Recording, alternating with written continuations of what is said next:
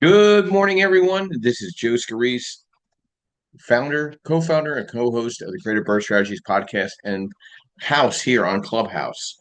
Very excited about another great weekend of education, networking, and strategy. We'll be discussing property management rental inspection checklist for real estate investors. I think it's a great subject to go over as real estate investors decide to scale their business. And let me get some invites into some peeps into our event here this morning. We'll get rocking and rolling in just a few minutes. Another busy week. We'll talk a little bit about the Fed and the rates, of course, because I know everybody's watching, saying, "Oh my goodness, we're going to have some great opportunities here," and we'll talk about that and what already has transpired and where it's really impacting right now and where it's not impacting at all. So we'll talk about that for a few minutes as well. Let me invite some people in. If you want to invite some people in as well, invite some people to our group room this morning. That'd be great. I'd always appreciate it. We'll get here. Give me just a minute. Get started. All right. So the market. Well, first, let's talk about our sponsors, of course. First, I'd like to recognize and thank Yordell Perkins of Perkatech, who orchestrates all the social media for us, the podcasting, the white label marketing for our brokers and correspondents. He's been such a great asset to the podcast, as well as a co-founder of the podcast, as well as all the website designs that he's been putting together. So I want to thank him. I want to thank Lenmore Capital, where I'm senior loan analyst, providing um, uh, nationwide asset-based lending in the DSCR, fixed to rent, fixed to flip, new construction, multifamily, mixed use, single family through four family. I'd like to thank MB Capital Solutions, where I'm a referral partner, providing unsecured business lines of credit for real estate investors throughout the country to leverage that in real estate investing, as well as business to business investors as well. You think anybody else we got to? Oh, yes, we got to cover real estate mastermind strategies. Where we're now hosting events in New York, Pennsylvania, New Jersey, Connecticut, Delaware, and Maryland. Very excited about that whole transition of that group moving along. Um, I think it's going to be a lot of great education this fourth quarter. We're stacked with educational subjects. We are capping it off with a lot of events in December in Harrisburg and Lancaster and Pittsburgh and Trenton. We're just a massive schedule we're going to be putting out very soon. It's all on my website or also on the podcast website now. If you go to the events links, everything's there. And then starting in November, now we have small mini courses on the white label in September and October, one in Lehigh Valley, one in Lancaster, but the big one starts in November, full blown workshop, 9 to 5. We're going to cover it all. We're going to get through it, and we probably even have a little Sunday tour of rehab properties as well to tie into understanding the lending capacity. We're starting that in Philadelphia. All those events are scheduled on our events planning link. So please go to our site if you'd like to visit us and or attend to one of our events. We've been doing really well with that. So let's dive into some updated market news. Obviously, we saw a massive drop in the rate. And what does that mean, right? Like why did that rate drop even before Powell made his vast knowledge of information there in September? And what it tells me is the Fed's becoming very irrelevant for the time being. And everybody's like, "Oh, did your rates drop?" I said, "My rates dropped last week. My rates went from 6.375 coupon rate down to 5.75. So we're already lesser expensive than conventional financing on the base rate. So, but they dropped the rates at the end of the summer where it's a fall market. So it's very interesting. You have a very stagnant real estate inventory. You have a fall market. Um, you don't have a ton of new inventory coming up. It'll be very interesting to watch as the mortgage rates plummet, back to fall 2024 levels. I think the base rate for conventional financing closed out around 6.29. But I think all of this is drawing a lot of relevance to the real estate investor and DSCR. And I don't see a ton of home buyers coming off the sidelines to take advantage of a drop in rate when there's concerns of unemployment and job reports were really beat up this past month. So we'll see. Again, this is all things coming forward for the past 4 years. So like the current administration is just trying to like curtail some of the chaos that was created month 8 into the new administration. So watching this is very interesting in how this unfolds. Um, do I think properties values are going to? What do you think about house prices? Right, I think house prices are going to move down a little bit in some markets. Some are going to stay right where they're at because that market is not as impacted. Not everywhere is going to be impacted. I think there's going to be certain areas impacted, of course, some more than others. But I think we're definitely in a period of stagflation, and these are powerful forces for economy and housing. But what impacts the pricing of homes is unemployment. So you got to keep an eye on a lot of that stuff. Some market trends that caught my eye this past week. New apartment construction holds strong despite cooler pace. There's been some riskier regions announced where you keep an out of for. Most of them are on the West Coast, a couple of them are on the East Coast. Um, my thoughts on the expectation of the next Fed meeting, the markets are virtually certain a rate cut will happen. I think we're going to see at least a quarter basis point drop in the rate. Now, we already seen a massive drop in the rate. So how much will that impact the current rate itself? So I would say on the commercial side, we're going to see a drop in the rate, probably another quarter point to a half a point, sometime a week before the 16th and 17th of September. Um, while the cut is wildly expected, there's remains internal debate about the policymakers. Like, what is Powell and his crew doing? Like markets are almost unanimously expecting this point cut, but a move strongly signaled by policymakers like certain governors within in the chair for the Fed. Investors are really pricing multiple cuts by the year end. I think you're going to see another cut, maybe another quarter point. So how aggressive they'll get in September will be interesting to see as some of these reports are coming out. And you could start pointing fingers, but you can't point fingers at an administration that's only been around for about 8 months. So you got to look at what happened in the last 4 years and say, what the hell did they do? And what is the fallout going to look like? So that's my thoughts for the market update and thoughts to just the week before. The week ahead. I'm seeing a lot of aggressive inquiries on fixed rents. Rates are now at 8.99 in construction. Now, with the coupon rate at 5.75, I'm seeing a massive amount of refis coming in. A lot of inquiries in the multifamily small balance, especially in that 5 through 9 space. 10 through 12 is still very strong in the DSCR.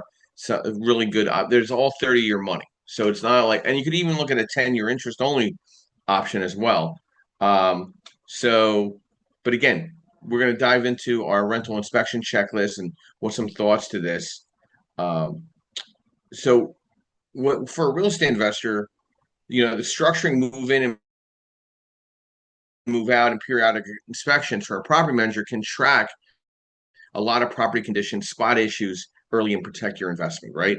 So some things you need to look at as an investor or as working with your property manager, definitely the general exterior, right? Roof, gutter, siding, windows, exterior doors, landscaping, walkways, exterior lighting, general interior, the walls, the ceilings, holes, cracks, water stains, molds, floors, doors, windows, smoke detectors, carbon monoxide detectors, light fixtures, switches, and outlets. Kitchen, you got to look at the appliances, cabinets, the drawers, the countertops, sink and faucet, garbage disposal if you have it. Not a big fan of having that there. Vent hood, fan, the GFCI outlets, of course. Then you look at your bathrooms. Is the toilet all secure? Is it flushing properly? No leaks. Sink vanities, the tub. Do you need to reglaze the tub? Exhaust fans, mirrors, cabinets, flooring. Then you got your bedrooms, your closets, windows, your flooring carpets. Let's see here. Living room, common area, walls, flooring, windows and doors, electrical outlets. Then you got to look at your HVAC and your mechanicals, of course. Furnace, thermostat, air conditioning, water heater, electrical, plumbing, safety and compliance, fire extinguishers, handrail stairs, smoke detectors, emergency exits. A lot of these conditions you want to take pictures of, you want to work side by side with your property manager because, again, are you managing the property manager? Or are you managing your property? So you got to look at that a couple ways. Some tips, you know, put a list together. I could help you put this list together. It's not a big deal. If you need help with putting a checklist together for yourself, if you're a real estate agent, you need this. If you're going to be working with investors, it's almost a no brainer. Um, as a real estate agent, you need to shift anyway in this market in the fourth quarter. I mean, your home buying is going to be slowing down. You're going to be working with more investor inquiries. You need to have these checklists to be the savvier and smarter investor friendly realtor. And some other real quick thoughts before we go to Amy and Felix, of course. And if anybody wants to raise their hand, please do so. Little pros and cons of property management versus self-managing rental properties. With property management, there's time savings, there's the professional systems, there's tenant screening, legal and compliance. Like where my license is held in New Jersey for my real estate, the attorney owns the property management company. So I would feel like legal and compliance is extremely looked at very hard, a little less stress. Scalability, like if you want to get to 10, 15, 20 properties with your client or yourself. And then some of the cons, there is a cost. You're looking at 8 to 12%, right? On collected rents plus leasing fees and cuts into the cash flow. A little less control, a variable quality. Not all managers are equal. Poor management can hurt your investment. Some hidden fees, maybe. You gotta have all those on the forefront. Some charges for inspections, renewals, or markup on vendor services. I strictly am a believer using management to manage the tenant. I feel like my maintenance needs to be separate and having a separate maintenance group. There's maintenance groups out there that do not take the responsibility of collecting rent and tenant screening. They're strictly there for maintenance calls and addressing issues. So, does that help you negotiate your management fee? Yes. Does that put your management company on alert? Yep, absolutely. So there's some cost savings with self-managing, of course, and full control and closer oversight and learning experience. So if you're going to self-manage and not retain a property manager, then I would say retain a VA group, whether Philippines, local, India, Central America, field the calls, have a maintenance group set up, and you're still collecting the rents. But then you're going to have that responsibility of tenant screening. So you need to get very educated on that spot. And then some of the cons of self-managing is time sensitive, emotional stress, legal risk, scalability limits, and vendor challenges. But when they consider each option, property management makes sense if you have multiple units or properties across different markets. You value time freedom more than maximizing cash flow, and you invest out of state or don't live near the property. Now, self-managing makes sense if you own, 1 to 5 properties locally. You want to maximize returns and don't mind being hands-on, and you enjoy building tenant relationships and strongly, deeply involved. Amy, good morning and welcome. Brief overview who you are, what you do, and thoughts to our discussion this morning. Property management, rental inspection, list for real estate investors. Hi, Joe. Thanks for having me again. I am Amy Palvadeaux. I've been a real estate investor since 2008, so 17 years of that. I'm also been in construction since 2003, and I am currently a tech founder in real estate technology, and I chair the U.S. PropTech Council, which is the trade association for the real estate technology industry in the United States. I love this room, so I'm here today talking probably, I'm kind of known as the tech girl now, so we're talking property inspections.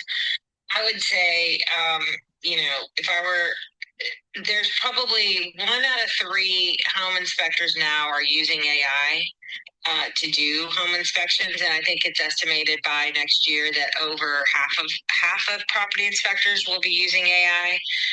And if they can use AI, so can you. The ability for AI to do inspections has really been further enabled by the camera technology and the ability of computer vision for AI to kind of recognize certain things that the cameras are seeing. So now you take your iPhone or Android phone, and for those of you people who don't use Apple products, I don't know why that is, but you do. So I'm just kidding. But any phone, any smartphone, and you take it and you can walk around your home or whatever property it is that you're buying, and it can detect, you know, uh, blemishes and issues, and it's getting better and better every day. And if you're trying to do something super fast, you can use drones. It's anything that'll have a camera on it that can detect certain things. It's really getting really good now. So I would say start tinkering with those tools, because if you're not, you're just gonna spend more time on property than you should. And if you were going to hire a home inspector, that's exactly what they're going to do. So but using it to identify cracks, using it to identify moisture problems, using it to, because you can, with a camera, you can do thermal imaging and you can look for leaks and other things like that. It's a really cool way, and it's basically democratizing, which I hate that phrase, but for everybody, the ability to have like these high level of inspection tools, and it's all on your iPhone now. So the ability for anybody just to go and inspect their property, whether they know anything about home construction or not, that's what AI is allowing to happen now. So it's pretty cool time for sure. Say that, just caution people, like, yes, you want to rely on AI to do some of the grunt work, but you probably want to take whatever the AI person is showing you and take it to somebody who actually knows what they're doing and just kind of check it. If you're not the person that knows what they're doing, then don't, show it to a contractor. Use AI to kind of do a once over, show the issues that the AI brought up to a contractor. If the contractor, you rely on them to kind of give you the end all be all, and then actually have a contractor go back and look at the property and see if there's anything the AI missed, and then you can kind of teach your model. But that's my technical. So, what I think from what you're saying, Amy, and I'm going to break this out a little bit and maybe get a little more feedback from you. AI and property management at a glance, right? I feel like automation and efficiency and tenant experience, along with some tech frontiers here, like, I think you're going to go from virtual assistants in 25 to voice first interactions in 26. And I think you're going to see some deeper AI tools integrated across operational workflows, like meaning like, the tenant calls in, it's not going to be a human, it's going to be a literal voice for interaction thing. And they're going to weed out, they're going to have a script, and that script gets shot out to whoever needs to get shot out to. What that does is also not need as many bodies working. So that could be an employment issue down the road. But in the short term, I think self-managing is going to start making a comeback for individuals that have 20 to 30 properties, because they're not going to need the management company, because the savvier ones are going to get their sons or grandsons to set them up on AI tools, where if a tenant has an issue, it's going to be addressed immediately and forwarded to the right party. Oh that's happening now, right? So you can have, I mean, like there's tools like Elise AI and others. Now, Elise is usually for larger properties, not smaller ones, but any sort of AI tool, they're getting better and better, where you don't have to have anybody, and they can answer the phones for you 24/7. You don't have to pay for a call center anymore. You don't have to pay for a VA anymore. You don't have to pay for any of that. AI can pretty much do it for you. But what it's going to require of you is that you're going to need to have your kind of policies and procedures and kind of community guidelines and whatever it is that how you run your business, you're going to have that outline that the AI can learn from, right? It's not, they'll scrape from the public space, but you have to tell it what you want how you want to run your business, because you don't want it to give an answer that you don't want to commit yourself to, right? So and a lot of it is just, if it's just intake of a concern, that's pretty easy, right? And if it's like, oh hey, we've got, our window's broken, somebody broke our window last night or whatever, those are pretty straightforward. But if it's something more serious, you might have it. And there's a lot of those tools out there now that can just consume what you're giving it. They already know what the tenant laws are in the state. They already know what, the landlord, it already knows all the legal stuff that's out there, but you have to give it the nuance to how you run things, because everybody operates in the gray. But yeah, I mean, once you do that, you can have AI basically run your business if you really want to. Not everybody's willing to let that go yet, but Yeah, a little scary notion. I just saw an article here. Jersey City just banned landlords from using AI to set rent, a first for the Garden State. Yeah. What's your? Well, that's a little crazy though. Yeah, that goes back to all those DOJ lawsuits and stuff like that, where they were where Yardi and all of them had their algorithms to figure out rents, and because it's the same thing. They weren't using AI, but they were using a technology and using algorithms to figure out how to optimally price rent. But what happened was, when you have, 10 of the largest multifamily owners using those tools, they're all spitting out the same prices, and so over time it becomes a collusion effect, right? Everybody is charging the same things because the tool is telling them what to charge. Yeah. The property managers on site weren't using any discretion. They're like, well, we were told we had to use the tool, and so they weren't able to have any leeway to kind of set rents based on what they were feeling. Those good property managers that kind of know where to inherently, like it, with their antenna, just kind of know where rents are going. They weren't using that. They were using the tool. So it's the same concept basically. Yeah, very interesting to watch here. I mean, some markets that we should watch. Thank you, Amy. Some markets we should be looking out for that are emerging as niche. I like Louisville, Kentucky. I think that's a good market where you could tie that back into good property management and AI. Toledo, Ohio. I'm liking Indianapolis, Indiana again. I'm liking Huntsville, Alabama. I like certain areas of Florida right now. St. Pete's and Tampa, I'd be cautious a little bit on until values come down a little bit. I'm liking some South Carolina markets and certain Georgia markets, not Atlanta, but I like some other Georgia markets. I'm actually going to Chattanooga, Tennessee on Tuesday. I'll be in Pittsburgh on Thursday. I'll be down in Maryland on Friday in the Frederick area as well. So I'm looking at some other smaller markets that might pop a little bit for DSCR and fixed to rent, fixed to. I'm not even really concerned about fixed to flip. I'm really looking at heavier fixed to rent people because the fixed to flip might sit on the market longer. So I'm looking to identify the markets where there's property management strength, there's maintenance strength, there is numbers that make sense to hold and to hand off. Or if you want to self-manage, you tie all these AI tools in, you might not need a manager right off the bat. If you have an AI tool that understands the legal and compliance and does the tenant screening, I mean, I think that might be 90% of the legwork. I feel also with management, they're traditionally understaffed. So the AI can pick up a lot of the difference as you're growing a couple properties and getting into the market to get to know some of the local talent in the market.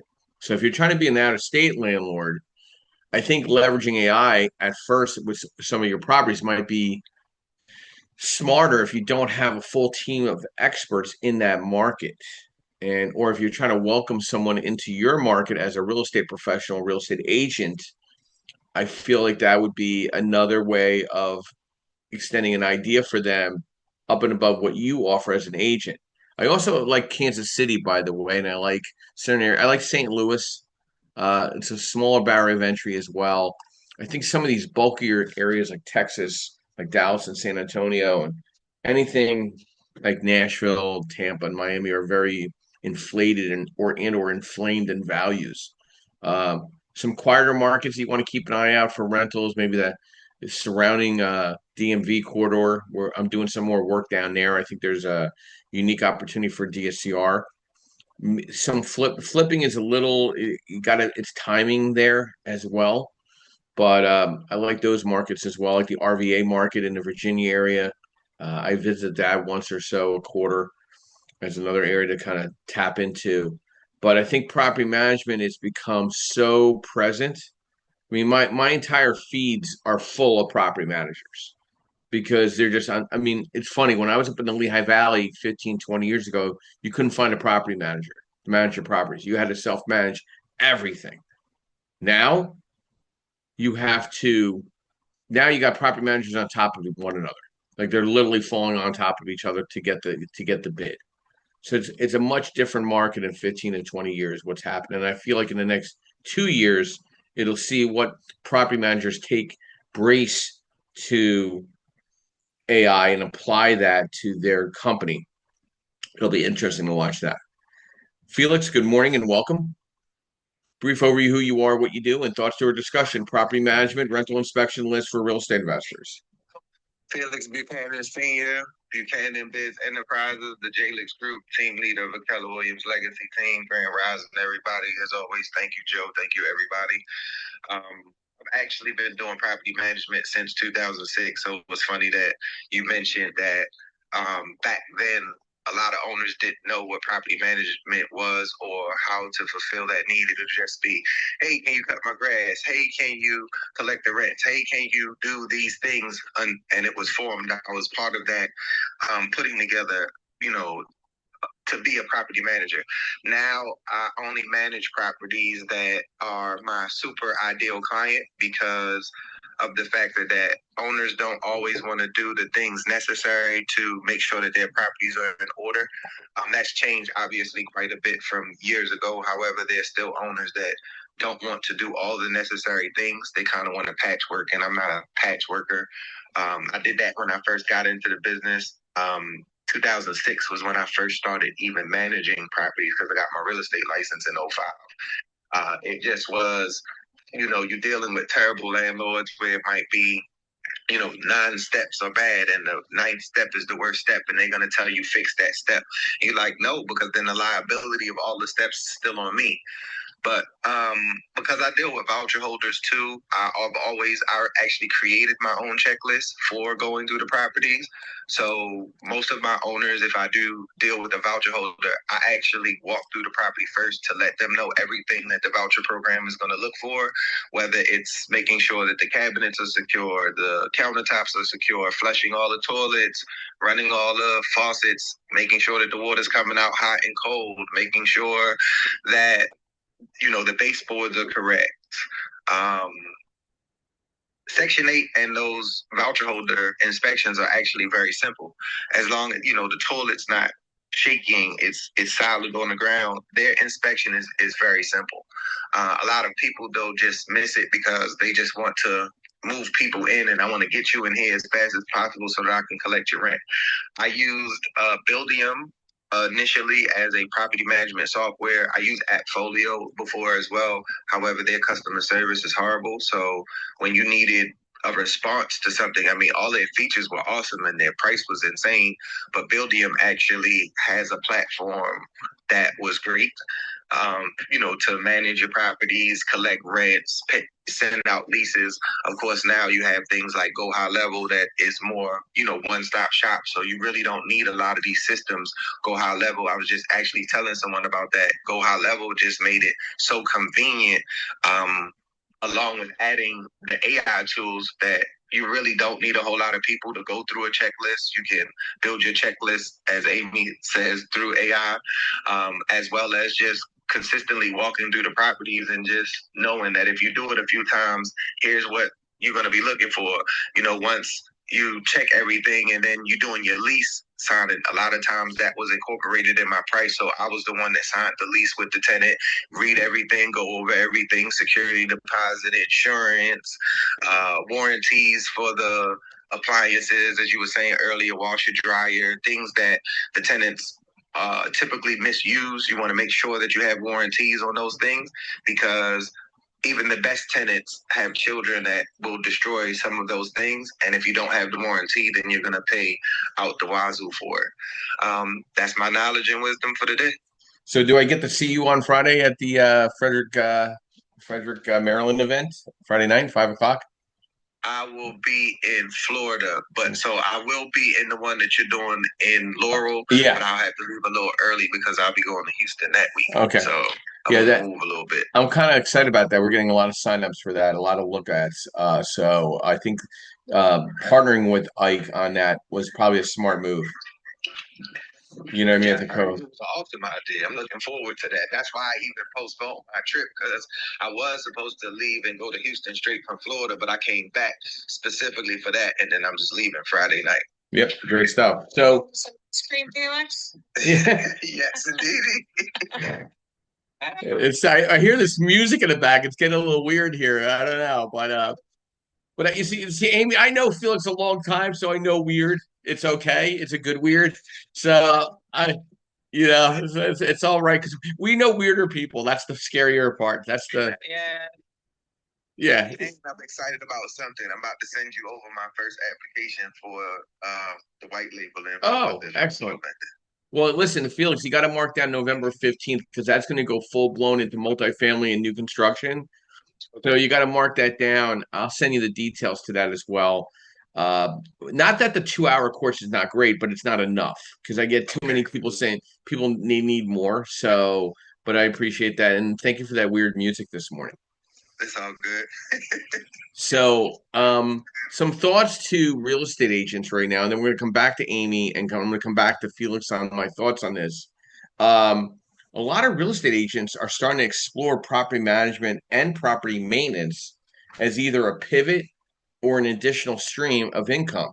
I'm going to break down some thoughts to this because you got to look at the pros and the cons, but I think there's a unique opportunity for the agents that are not getting out of the business, and I've met a lot of them in the past month leaving the business altogether. I think the idea of recurring management and maintenance for management and maintenance for an agent, there could be a recurring income. There could be market diversification in slower sales cycles, keeping agents connected to investors, landlords, and tenants. That could produce listings too, right? The investor relationships that I hate to use the one-stop shop, but you're offering sourcing, right? A lower barrier of entry. It's not going to cost you a lot to set up a maintenance group. I mean, literally, you could put a flyer together, and as long as you're not collecting the rents on the behalf of the landlord, you're not a management group. You're basically, a go-between, right? The pros of transitioning is there's stability, there's scalability, there's cross-selling. You could still do the house hack with the first-time home buyer when a landlord might want to unload a two-family house. Okay, so there's a unique opportunity there. There's control, keeping client relations closer under your umbrella instead of outsourcing to a third-party manager. Then you lose that client the minute you hand it off. There should be a way for you to keep that client in front of you in your stable, right? Some cons and challenges: operational complexity, liability and regulations. You definitely need to look into insurance if you're going to consider maintenance, right? As a venue. And I don't know, you'd have to look into the blessing of your broker, maybe. I don't know, because if you have a maintenance group, it's not a management group. If you wanted to open a management group, you'd have to cut the deal with your broker. So I don't think you need to cut that deal. Then there's the maintenance overhead, building an in-house crew or outsourced crew for them to be responsive. Paths agents are taking is either going full service property management company, they're either doing property maintenance arm, or they're doing a hybrid model. Now, if you're a licensed broker, then you could be the property manager. The best candidates for transition for an agents working with investors already, agents in slower sales markets, and or teams in brokerages. Like maybe there isn't a maintenance group in your brokerage. Maybe there isn't a maintenance group in your team. You know, I would start small, take on 3 to 5 investor client units, learn the systems, partner with trusted maintenance vendors, refine your operations. Then you could scale up. Once you get to 50 plus units, you're in the business with recurring fees and meaningfully offset overhead. So a lot of things to think about for the agents that are thinking in or listening in to our podcast, which is live streamed now as well. Amy, some thoughts to that, because I know you kind of play that hybrid role with a lot of real estate professionals in your markets. Yeah, I think my thing with realtors, and I hate to say it, Joe, is y'all are going through such a huge transition, more probably more than anyone else, because the regulations have changed on you. AI is coming. The relationship that you once had with the buyers or even the investors is changing. There's so much wild expectations from everybody based off of misinformation or just different expectations. It's really kind of an interesting time for realtors. I feel sorry for you guys. And so how you manage the ability to kind of navigate through that, market yourself as something that's still valuable in a time of where there's AI, where everybody there was a where people were thinking that realtors were no longer needed, and that's not true. Realtors are needed. There's always going to be somebody that's going to need help on how to purchase a real estate asset, right? I think that help might change, but using the knowledge and how you promote yourself is completely changed. And if you're not changing or leading or even on the cutting edge of what a realtor needs to be now, I think you'll always still do transactions. There will always be people who need the traditional real estate help, but I think it's changing, and I think you'll lose out on some deals that you might not want to lose out on. So for me, it's constantly staying abreast of what's happening in the real estate technology space. Not all of it applies to realtors, but at the end of the day, you're selling real estate. And so, and I don't know if a lot of people know this or not, but most of the technology sales happen because a broker recommended it. So if a broker, like an industrial sale or a single family home sale or whatever, the broker recommendation is a huge piece to any sort of technology implementation, that I don't think anybody from the tech side, I think there's a disconnect. I think from the broker side, making those referrals, you should get paid for those. I'm just saying out loud. And I think there'll be more and more of that channel recognized going forward as a true sales channel. Like if the broker's making a recommendation that you should use this kind of leak detector, well, then y'all should get paid for that stuff, because basically you're just being you're a sales channel. So it'd be interesting to see where it goes from there. I hope that answered the question. Yeah, it does, and it ties into my next thoughts to this, and I'll try to get some feedback from Felix as well. Will real estate agents be needed as we lean toward a real estate investor market and non-QM lending accessibilities become, full fold? We're in the double digits now of all mortgage transactions, right? Will the agent be needed?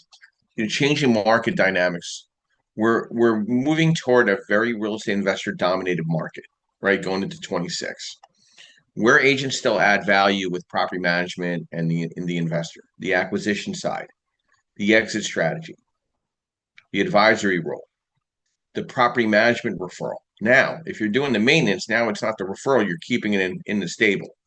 How does non-QM lending shift this equation? You need to get familiarized.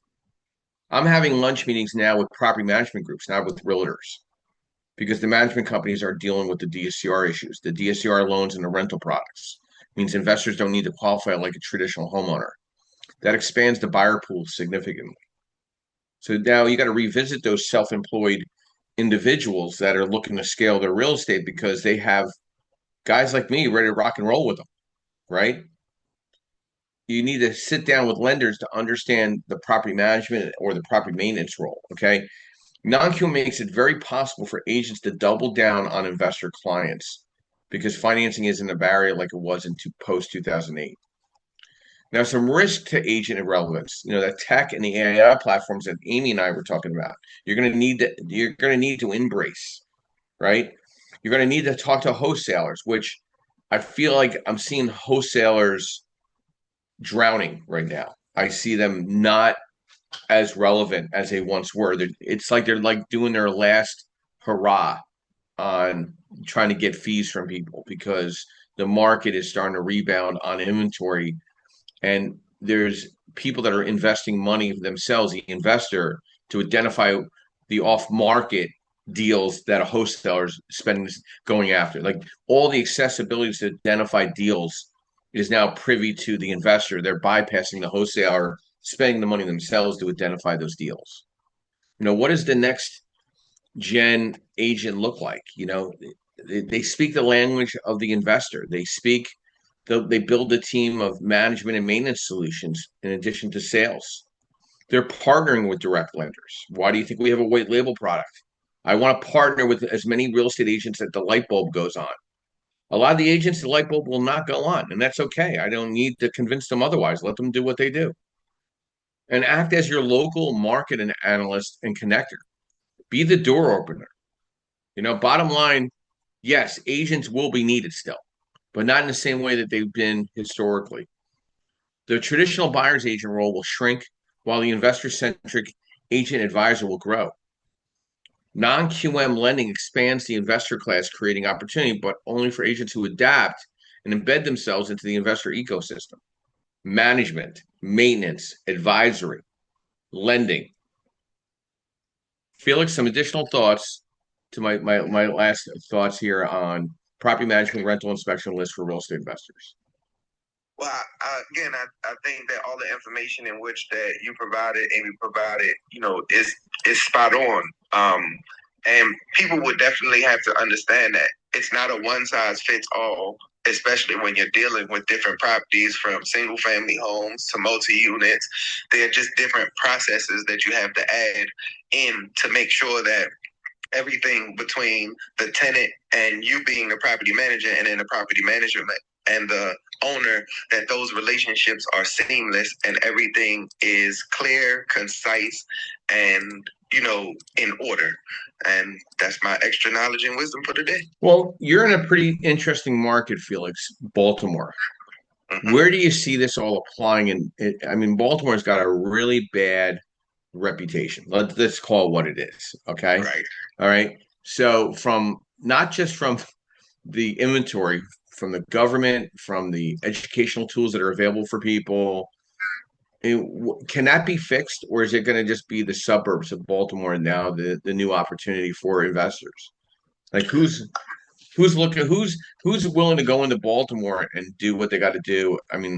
Is it crazy right now to do that or to scale, or is there a unique opportunity? Because a lot of lenders like myself are hesitant with Baltimore. So, to me, Baltimore's always been strong. And in this type of market, it's even going to be stronger because most people would rather rent than buy.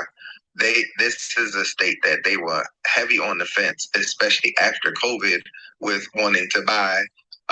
They more will say, hey, I'd rather rent.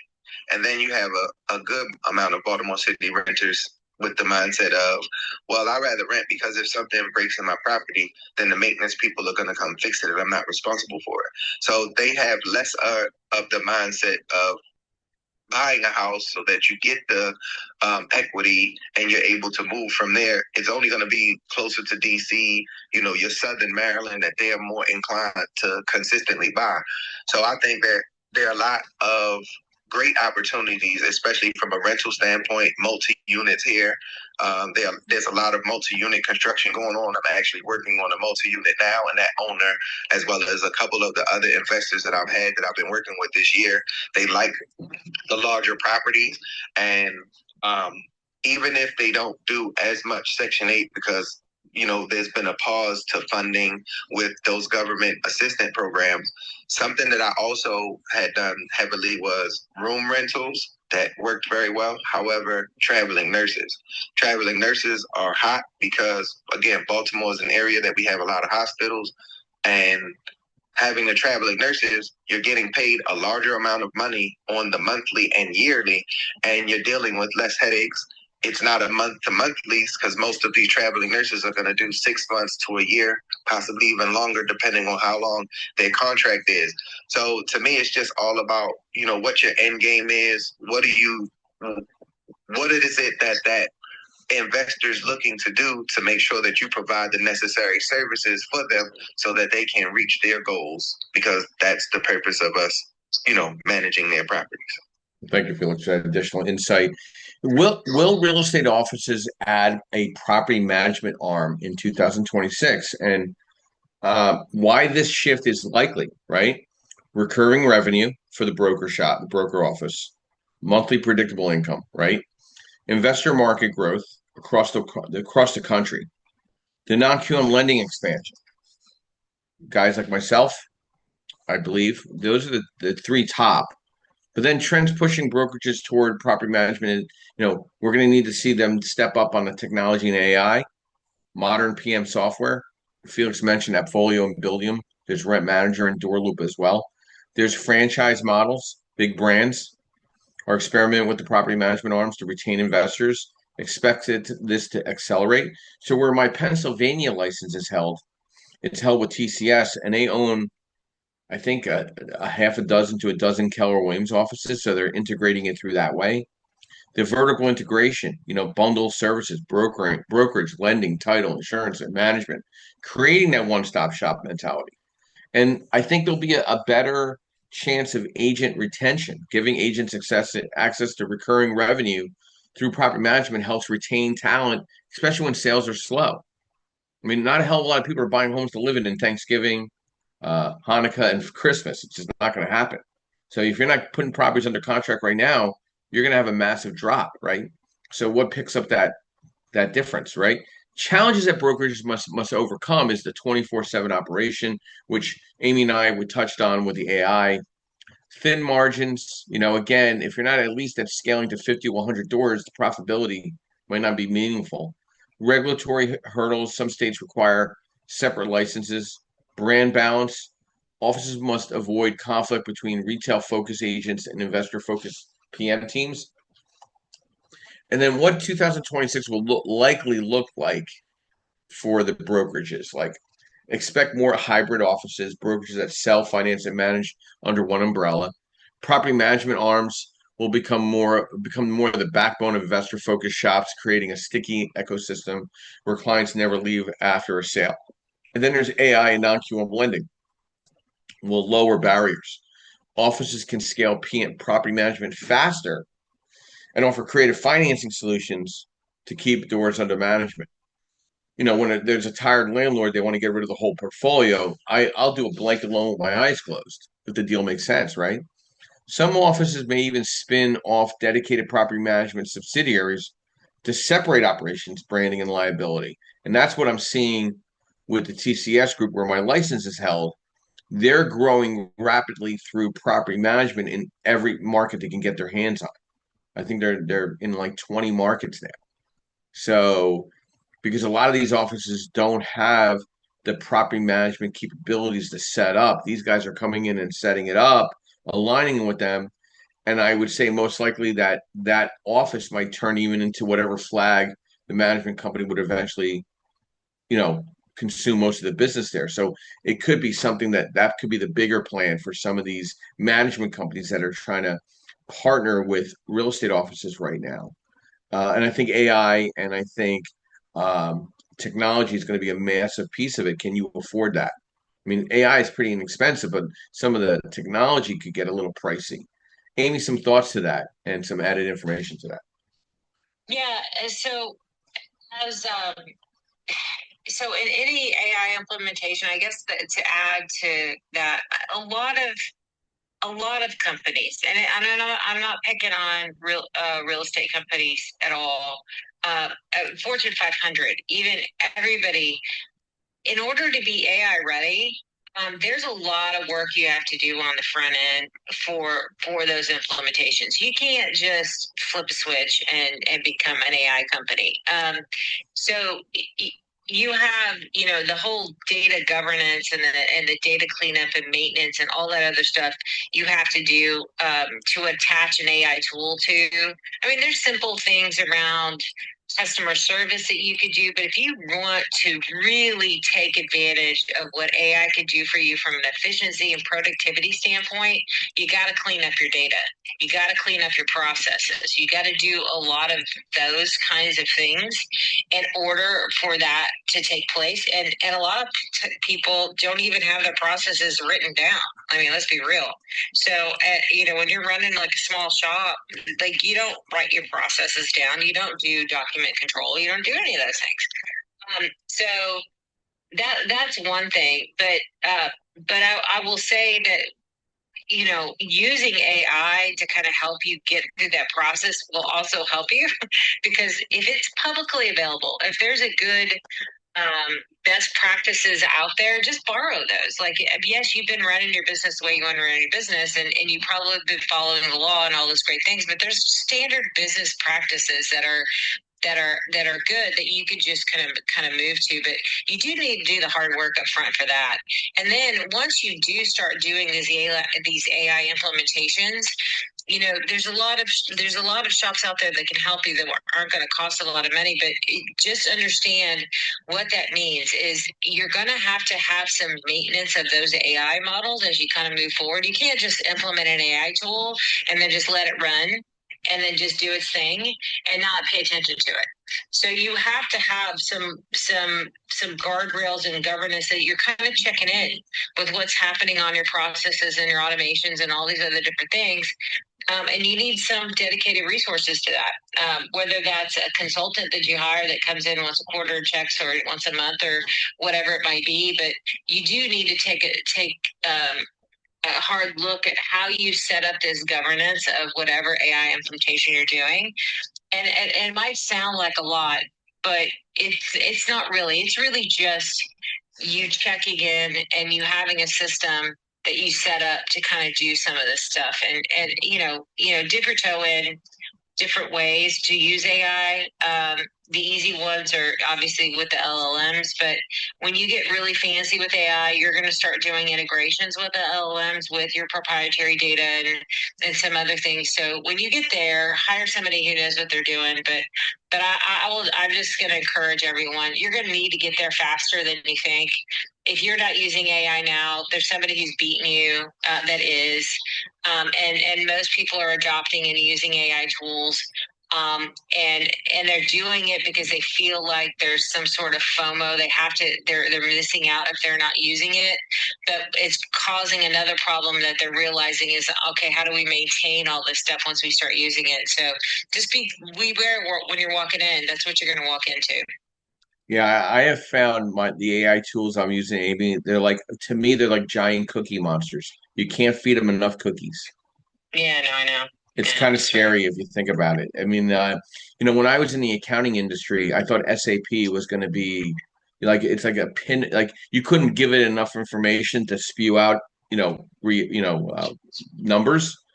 But I feel like these AI tools far exceed any accounting software that I've ever seen in my career. Yeah.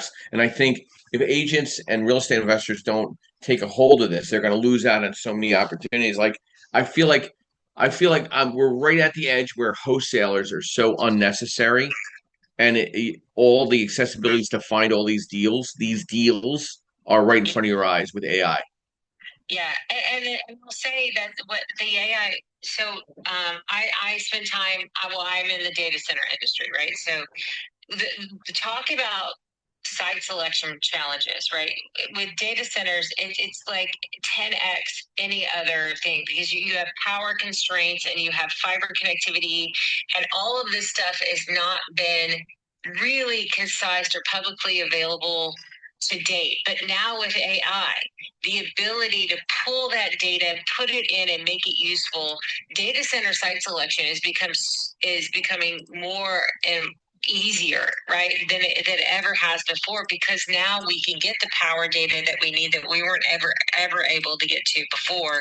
So so the same thing. Like, no joke. While I've been on this call, I've been multitasking a little bit, and just because I have my call that follows this, talking about real estate rewired, and I was just testing the AI on. I picked a random location. I was asking, what are the markets that, Joe goes through this thing in the East, but the ability for me in like 5 minutes to hone in on a random neighborhood that I should be investing in as an investor, no joke, it took me about 5 minutes. And I not only went from the states I should go to the cities I should be in, to the neighborhoods that I should be in, to the listings I should look at that would yield the highest ROI. I did that in 5 minutes. That before, when you were looking as a real estate investor, which, I got to go find a different market and all the stuff you used to have to go through to kind of figure it out. Yeah, there's no comparison to what AI can do for you now. It's like crazy. Thank you, Amy. And Felix, did you want to add something? I saw Felix on mic. Okay, he didn't want. Okay, so Amy, thank you, and I look forward to seeing your next room coming up after this. So, some final thoughts. Felix, did you want to add something? Can I say something? Yeah, yeah. So, interjecting. So I went. You said something about the wholesalers being obsolete, and I honestly think, and we talked about this months ago, and I was telling my broker partner that where the tools that we have as investors are way better than the tools for realtors. I went to the CEO Leadership Expo on Friday for Riz Media. And the things that they're talking about are things that we were talking about 6 months ago. So to me, I feel like the realtor side of things, especially with the MLS, if you get rid of the wholesaler, then there's not much on the MLS for investor clients. And if it is, it's either overpriced and it sits there a bit longer. So even though you, like, as investors, us, we have the tools and we've been had the tools to go find properties and things of that nature. Like I said to my broker partner, to me, I think it's more worthwhile for realtors to partner with investor clients, investors like myself, because I have a bunch of investor clients that helps provide inventory for them. Being there, they still are, stay away from the flippers, stay away from these investors. Everything needs to be that, as when I was a realtor, these people are so bad, you just got to do everything through here. But that's just because they want the numbers in NAR. If we work together, you're still going to get your numbers, and these investors still get their property sold and or rented out. Excellent points, Felix, as always. Amy and Felix, thank you. And some final property management 2026 predictions, right? I think real estate agents have to expand their roles beyond sales. End of story. They need to be investor consulting, maintenance coordination. They need to tie into property management if they're going to fill the gaps of cash flow. The agents need to become investor advisors. They need to better understand cash flow, DSCR, cap rates, even ROI. It's not just about comps anymore. Okay. The investor-friendly real agent will win more business by packaging deals with management solutions. Expect a rise in agent property management hybrids, licensed agents who manage rentals as part of their service mix. Risk for some of the agents who adapt, right?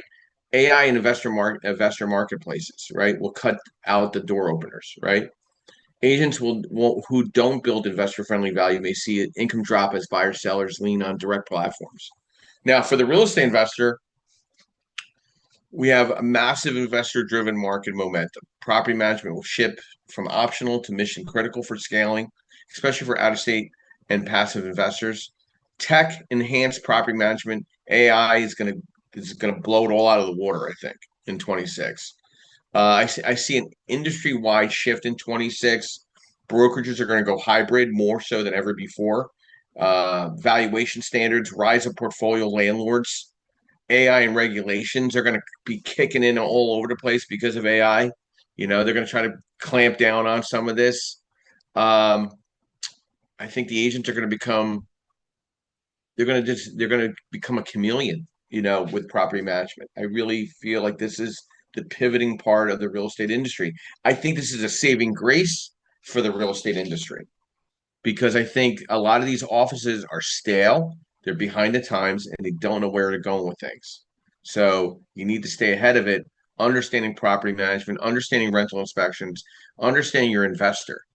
I want to thank Amy and Felix for just unbelievable content this morning. This is completely unscripted by them, by the way. They were not given any information to put this out there in front of you and their thoughts. This all came right from like raw information. Amy, I have an introduction for you, by the way. I have a gentleman, a colleague of mine. He does the coolant machines for the data centers. He's in that industry. So Oh, very cool. Yeah. yeah, I'll make a text introduction. His name is Steve Mazza. He's a good friend of mine. He's growing in the business quite well. He's doing really well about it. I thought it'd be a good introduction for you too. If you think about the data center industry, Pennsylvania is one of the hottest. I mean, Trump was there. I don't know. Was it a month ago? Yeah. Pennsylvania is really going to be one of those up and coming markets. I mean, where I am, also San Antonio is also, but Oh, there's yeah. lots of, we don't have enough data centers. And I know everybody freaks out that it's going to take all your power. It's not. Basically, what's happening in the data center industry is that they're going to produce their own power and they're going to kick it back to the grid. So basically, the data center will be building out our electrical grid infrastructure in the United States. So you should be thankful if you get a data center in your neighborhood because they're going to, your electric prices should not go up because they're going to have to produce power for themselves. Yeah. Pretty much, and actually take it back to the grid. So it'll be an interesting time. Yeah, sure. I'll make that introduction later today. But bottom line, and Amy is going to have a room after this. I want to thank her for continuing the Creative Birth Strategies rooms as well. Bottom line to our discussion today, property management won't just be a side business anymore. It's going to be it will bridge between agents, investors, and lenders. Agents who evolve into advisor, manager, connectors will thrive. Investors who embrace tech, enabled professional property management will scale faster and produce their cash flow. I want to thank our moderators. Everybody that's listening in, you need to set up a one-on-one. Myself, Amy, Felix. Why don't you have you text us to set up a one-on-one? How can we help you grow your business and work together? That's what this podcast has been about. We're hovering past 140 podcasts that are on our website. We have events now in like 6 states. We're growing in the real estate mastermind strategies environment. We have the white label product now going. It's going to go East Coast for the time being, and then go Midwest. But we're gonna have that class in 20 different states over the next year. So I'm very excited about the white label underwriting course that we're going full blown with. If you'd like to be a co-host of that event in your market, please reach out to me. Love to host it there with you and co-host it. I want to thank Lendmark Capital. I want to thank Percatech. I want to thank MB Capital Solutions. I want to thank again our moderators that have been nothing but awesome today. We're here every Sunday morning, 9 a.m. Eastern Standard Time, providing education, networking, and strategy. And my quote this morning: leaders become great not because of their power, but because of their ability to empower others. John Maxwell. Have a great Sunday. Take care. We'll talk. Follow up with Amy in the next room, and I'll be ending the room in the next 30 seconds. And thank you.